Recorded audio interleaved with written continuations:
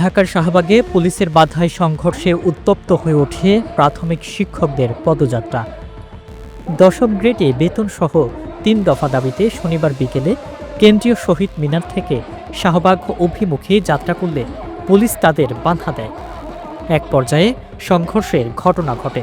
পরিস্থিতি নিয়ন্ত্রণে আনতে পুলিশ জলকামান, টিয়ারশেল ও সাউন্ড গ্রেনেড নিক্ষেপ করে। এ সংঘর্ষে শতাধিক শিক্ষক আহত হয়েছেন বলেও জানিয়েছেন আন্দোলনকারীরা। এর আগে সকালে কেন্দ্রীয় শহীদ মিনারে লাগাতার অবস্থান কর্মসূচি শুরু করেন সরকারি প্রাথমিক বিদ্যালয়ের সহকারী শিক্ষকরা। সকাল ৯টা থেকেই দেশের বিভিন্ন জেলা থেকে আসা হাজারো শিক্ষক সেখানে জড়ো হন।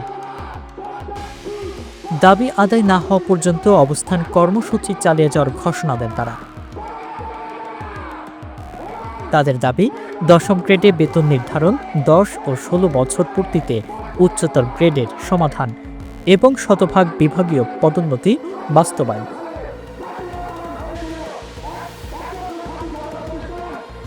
শিক্ষক নেতারা জানিয়েছেন, দাবি পূরণ না হওয়া পর্যন্ত আন্দোলন অব্যাহত থাকবে।